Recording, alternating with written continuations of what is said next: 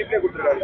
ஏங்க அது உங்களுக்கு தெரியாதுல்ல, அவர் அங்கங்கேயும் கூடுற கூட்டம் கிடையாது. அது தமிழ்நாடு பூரா இருக்கிற விக்கிரவாண்டியில் மாநாடு நடத்தி கூட்டினார் பாருங்க, அதே கூட்டம் தான் மதுரையில் கூட்டினார் பாருங்க, அதே கூட்டம் தான் திருச்சியில். அதால் தான் அவர் என்ன பண்ணுறாரு, சனிக்கிழமை நடத்துகிறாரு. தினம் தொகுதிக்கு போனால் அங்கே இருக்கிறவன் எவனா வரணும், இவங்களே திரும்பி வர முடியாது. அதுக்காக திட்டமிட்டு அவர் சனிக்கிழமை நடத்துகிறாரு. அதனால அடுத்த சனிக்கிழமை திருச்சியில் யார் இருந்தானோ அவன் தான் அடுத்த சனிக்கிழமையும் தமிழ்நாட்டிலேருந்து ஃபுல்லாக போய் சேருவாங்களே தவிர அவருக்குன்னு ஒன்று பெரிய வாக்காளர் கூட்டம்லாம் கிடையாதுங்கிறத தமிழகத்து மக்கள் நன்கு அறிவார்கள். அந்த அடிப்படையிலே தமிழக முதலமைச்சர் அவர்கள் தெரிவித்திருக்கிற நிகழ்ச்சி அதுதான்.